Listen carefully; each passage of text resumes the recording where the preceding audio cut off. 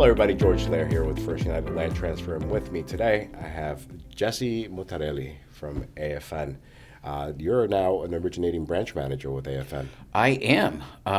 In January, kind of was given an opportunity to grow my business. And, I just felt like it was the time to really bet on myself. I've been in the business for like 3.5 years now. I jokingly say that like my two biggest moves in the business could not have come at a worse time. I was licensed in December of 2019. Everything was shut down in February of 2020 due to COVID. And then everything came back, and it's awesome. And then now we're in the middle of this like recession, not recession thing, and rates are what they are, and it's like, hey, do you want to open a branch? And it's like, So speaking of growth and opportunity, you're licensed in how many states? 5 currently. Which it's are? Pennsylvania, New York, New Jersey, Tennessee, and Florida. Beautiful. So you went from being a regular loan originator to now being a branch manager. What do you see the biggest difference between the two? What do you think that is? Or what can you say it is? So I became a branch manager because I felt like I hit my ceiling as a loan officer, working for other folks. Again, wonderful experience I had working at my previous employer. I learned a lot. I learned to be self-sufficient. There were a few of us that we would joke with each other. Sunday at 4:00 in the afternoon, you hop on Teams and you see this other person with the green check, and you're like, this guy's out here grinding like me. But I learned to be self-sufficient, and I really learned to love like what I do. Beautiful. Like, I find, and again, it's not across the board, but there are LOs in this business that aren't in love with the business. Of course. I love this business. Like, you know I what? love It everything really about shows. It really shows because Thanks. you yourself actually come from a different industry before getting into this, and you also had a passion for that as well, and that was food. That was food. Right? So every time I see you on social media, when I see you on Instagram, you're always, talking about food or posting about food or, something to do with food. So I do have passions. What are they? Tell me a couple of them. At least two or three of them. So, of course, mortgages. And I know that course. sounds lame, but I really do. Cooking. I adore cooking, steaks especially. Not in a traditional way, where you would see like the reels where like people do them on the grill or the smoker. Everything, that's fine, right? Me personally, I had to learn on an electric stovetop. Interesting. So not the best conductor of heat, not like a gas or anything like that.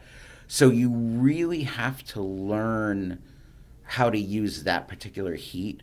So like with steaks, you get that oil, they'll say in any other, way to cook, you want to get it to the smoking point. To me, I want it smoking. I pull it off, give it like 10 seconds to cool down. You throw your steak in. Now you let that kind of just chill and sizzle for 90 seconds, 2 minutes. Flip it, same thing, let it rest. Now you have a wonderful crust. You finish it in the oven with a meat thermometer. It's never wrong. Huh. Yeah. All right. So what are you doing later on, bud? Just kidding. Cooking steaks. Beautiful. All right. So you like, obviously you're I good at love what you food. do. I'm also, believe it or not, a massive Chicago Bears fan. Nice. No, not usually. It's not nice. We get sold hope every year, which is fun. But no, it's crazy. When I was younger, ESPN radio out of Chicago, only at night, for some reason, it's such a powerful station, we would actually get their broadcast here in Pennsylvania, in eastern Pennsylvania. So, like, I would call these radio sports shows, and they were like, they just couldn't understand, why are you calling from Pennsylvania? This is before streaming, and, it's like, oh, Bill in Texas, Kathy in Montana. Like, this is like, wow. They're like, how do you even hear our signal? Like, I don't know, dude. Can I talk about why our defense is being wasted again because of terrible quarterback play. And this was back then, huh? Yeah. Oh, this is the. So it continues. Yeah, it's neat. So a Bears fan, cooking, plants. Love plants. So you got a little bit of a green thumb. I do. I love that. I take a lot of pride in the landscaping front and back of my house. Just really nerded out on the science of plants, the pH of the soil, what particular plants, enjoy this amount of sunlight, that amount of sunlight, what's proper food supplements, that kind of thing. Love roses. Huh. Yeah. Like you would not think but yeah, roses are tremendous. They're also they're fickle. You could do everything right with them, and I had one catch black mold. They all got black mold, and they're in full sun. There's no reason they should get moldy, but it is what it is. I'll never go back to that grower again. That's very impressive, though, man. You Thanks. actually very, I guess, into everything, a little bit of everything, but I just think, George, it's important. I remember what it was like before cell phones. okay. When if you were bored, you went and just did something. You didn't Right. have something to satiate you. Swipe up, swipe right, whatever it is. Right. So you just I'm gonna go read a book. Remember that? Remember books? That still was have a few. crazy. Actually have a reading room. Yeah, I enjoy learning about stuff. If I'm not learning about something, I don't know. It drives me nuts. That's impressive, though, Jesse. And you know what? One of the things that I know that is once you stop learning, your body, your mind, you are pretty much. I hate to use the word dead, right? But you see, once you cease to grow, you become stagnant. Exactly. It's almost so if you look at your mind like an asset, if you're not doing stuff to appreciate that asset, it's going to depreciate. Right. So if your brain depreciates to a certain point where it's not stimulated anymore, scientifically, that's, usually, not to be morbid, but the beginning of the end. That's why you'll see some seniors that's 90 years old working a couple hours in the morning at McDonald's. They don't need to work, but it's that thing that their body, they have a thing to do. Right. Makes sense. Right. So they have a purpose. So your body's constantly stimulated. I got to get up for work. I have to go to bed because I have work tomorrow. It's not anything that's going to make or break them, but it's an activity that busy. keeps them, integrated in society. I like that. So, Jesse, if there was one thing that you'd want your audience to actually know about you, what would that be? It could be mortgage related, industry related, personally. I do like long walks on the beach. No, I'm teasing. What should people know about me? With me, there's no BS in anything in life.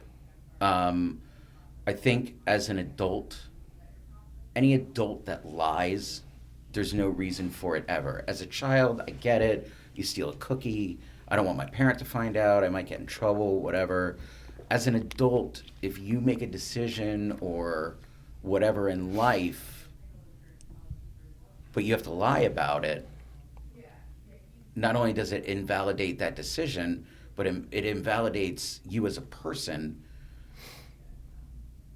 because you can't even be proud of what you were doing. That's good advice. You can't, if there's say I go out and, I don't know, do something stupid. I don't even want to say, whatever. Whatever it is, I do activity X. And then I have to lie about it to everybody else. Well, what does that say about me?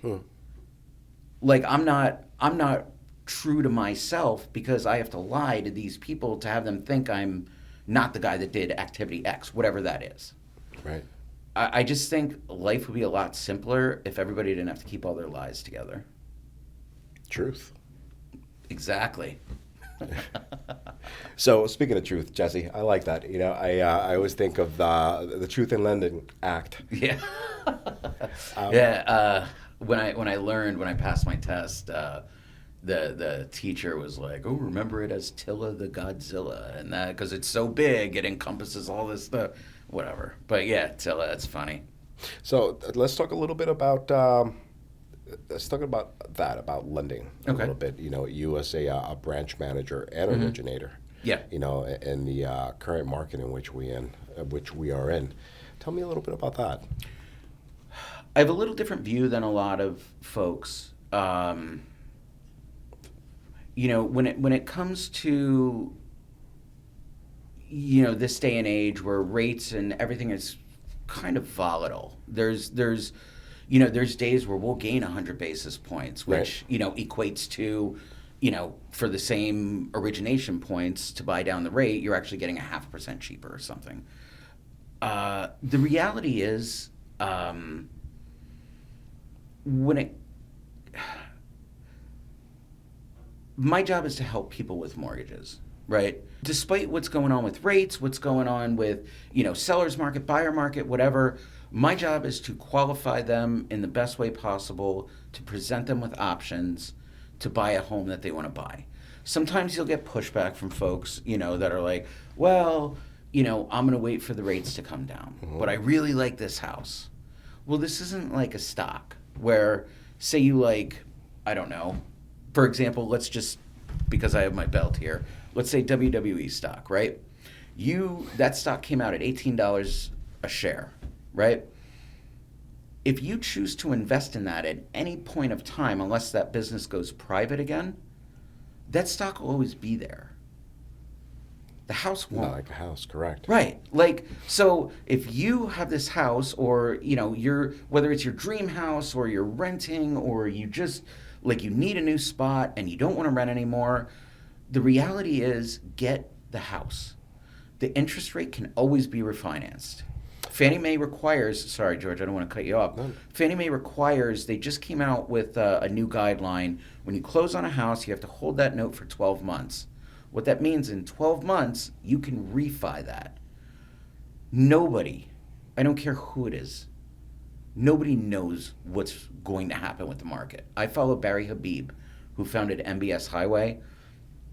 The guy uses 50 years of analytics. He's a savant when it comes to, what's going to happen in as far as rates, MBS, that sort of thing. Last week, even he was wrong about what was going to happen, this past Monday. It's okay. Nobody really knows. You make educated guesses, but a lot of times people will say, well, what do you think is going to happen with the rates? It's tough to say. Dude, I don't know. If I knew, I'd be on an island somewhere. If I knew what was going to happen with markets, my job is to not necessarily prognosticate rate.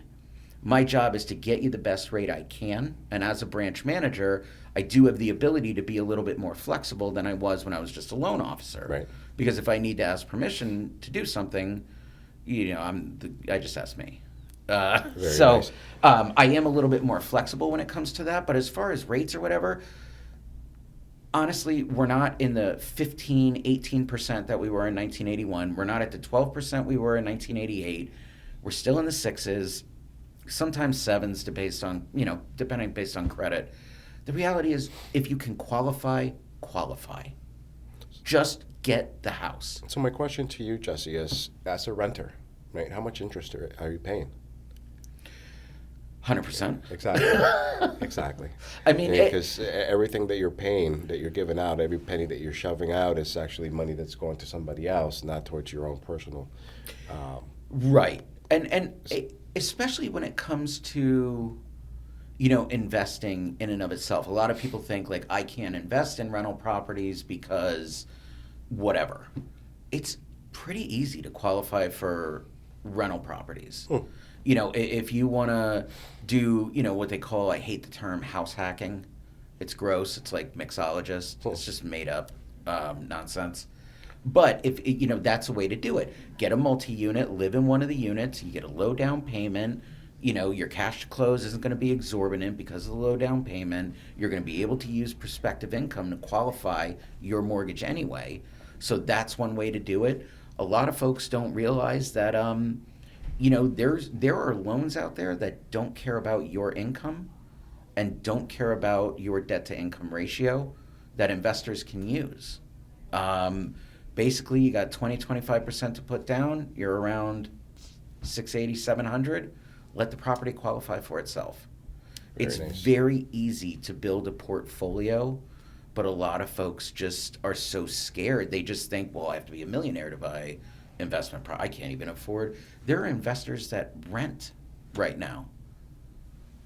There's so much out there and so much misinformation out there that you almost have to, when I speak to a client for the first time, sometimes you almost have to like take that time to reprogram them. When we were getting ready for this, there's an article on Google, which is absurd. Let me read this headline, just to give you an idea of what we deal with. No, of course. When folks ask, home buyers had improved confidence in the market in April. Now, how do we know that? They took a survey. People use stuff like this to really make decisions, and it's nonsense. What does that even mean? They had more confidence? What? What does that even mean? I don't know. But it's an article. If you're, and anything in regards to rate, anything like that, if you're reading about rate and the article was written yesterday, it might as well be a lifetime ago. Unfortunately, you're absolutely right. So again, with a lot of misinformation out there, it's my job to kind of let folks know, hey, this is what this is. I can show you guidelines. I like to do Zoom meetings. Really show folks like what they're looking at and really have them understand, what goes into actually owning a home. I like the actual being in front of a computer or Zoom meeting in this day and age. And it's something that I was actually very uncomfortable with way back. But, it's one of those things that actually came out of COVID, where you could actually easily be in front of someone who's in a different state and still have the same effect or the same effective meeting as you would. So how's that working out for you now in meeting clients? It's great. I have a guy under contract in New York right now. Okay. I did the entire teleconference with him over Zoom. I actually screen shared his application with him. Very nice. So he can see exactly what he's looking at. I think, and again, not everybody, just in my experience, folks sometimes have this thing where they're like afraid of their lender, or, and some lenders don't help by being too busy, or, I've heard of lenders like yelling at clients. Oh, what are you doing? I just want to be as open and honest as possible. One thing that kind of I like to school folks on is when it comes to origination points, right? Buy down points. I don't have to legally tell you what the buy down points are until we go under contract. So some lenders, less than reputable, won't put any points in. Oh yeah, dude, you're just gonna get this rate, no points. And then when you go under contract, it's crazy. Market shifted. It's 2 points now. To me, that's nonsense. Like, I just want to be upfront. If I give you my best shot and I'm upfront with you and you choose somebody else, that's okay. I can go to sleep knowing that I did the best by my client. And a lot of times, folks that, chase what they want to hear end up coming back like, you were right. These guys were full of whatever. It's okay. Like, I get it. There's a lot. When you deal with sales, you have shady salesmen. And to me, nah. I want to be the guy that people are like, you know what? I can trust that guy. And that's who you are. That's who I am. Awesome. Jesse. Because I don't lie. I got to tell you, man, once when we met here a few months ago and you mentioned that you had some great things that were actually in the works and, you wouldn't really share until those things came to be. I was really rooting for you. So I'm very happy that you are where you are. I see it looks like you're doing well for yourself. Thanks. And, you're out there pushing and working and doing your best to actually help as many people as you possibly can. So that's a beautiful thing. I appreciate it. With my team, I only work with people that have my vision. Right. My assistant, who is also an originator, Casey Puya, she's worked in this industry forever, closed, I think at last count, over like 4,000 loans, not as an originator, But as an ops person, as an assistant, as whatever, her and I are right here. So not only in knowledge, but in the way we present ourselves and the way we treat people. So I'll only bring on people to my team that share that vision. I don't need used car salesmen. I don't need, people that are less than reputable. I'd rather be small and comfortable and good than try to, expand too quickly and kind of lose sight of why I do this. Very nice. Well, Jesse, listen, it has been such an honor to have you here today. Thanks, George. I love where you're going. There's a lot of uncertainties right now as far as what's going to happen with rates and what's happening in the market. But nevertheless, it looks like you have everything on your side. You're navigating those waters and you're taking every precaution that you can to make sure that you're doing all the right things for all the right reasons. Yeah. So, which really, it makes you that much stronger. So, I like to think of it like this. I do not have a good enough memory to keep BS together. So I just tell it the way it is. And, I'm not hard about it or whatever, but if you're just always truthful, you never have to worry about it. Well, here's a healthy, watery drink to truth. Cheers. And salute. Salute. And speaking of, one last thing, Jesse, what is this? Tell me a little bit about that, because I just picked it up and it's heavy. So this is a replica, nice replica. When I was a kid, I was super wrestling guy. Mm-hmm. I grew up in the 80s, it was Hulk Hogan, Macho Man, all these guys. Andre the Giant. Bigger than life, yeah. Of course. I just, when you're a kid, you like superheroes, and they were my superheroes. Fast forward to closing in on the end of 2019, I started listening to podcasts by this guy, Conrad Thompson, right? This guy is a mortgage broker based out of Alabama, self-made, huge mortgage team. Same deal. He was a kid. He loved wrestling. Well, he got a podcast with Ric Flair, who's now his father-in-law, right? Huh. And he has multiple podcasts now, but he doesn't talk about mortgages. They just talk about events. There's no guests really. It's just two people like us, right, just BSing about a certain event or a certain person or whatever. And in listening to that, he would do very early on. He was his only advertiser, so he would do these, commercials for his mortgage company, and it just got me thinking. I was like, I would buy a mortgage from that guy. He's just he's just a big burly dude, has a little bit of a southern drawl, just a friendly guy. I would like to do that. I don't know anything about it, but I just feel like that's what I'm supposed to do.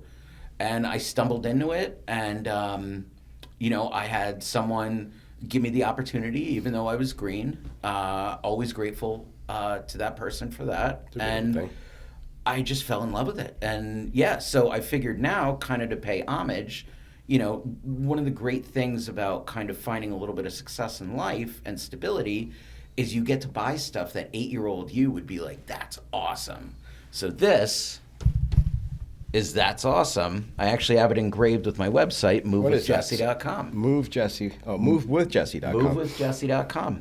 It'll take you right to my homepage. Has every conceivable way to get in touch with me. But yeah, so we do closings, and we crown a new homeowner champion of the world. Now we take pictures, and that's it. I like that. And you know what, Jesse, just to close this out, you said a word that it's actually been coming up a lot in my dreams, in my everyday life. And, sometimes even when I'm looking at stuff in social media, and that's gratitude. Mm. And there are so many things that we have to be thankful for in our lives.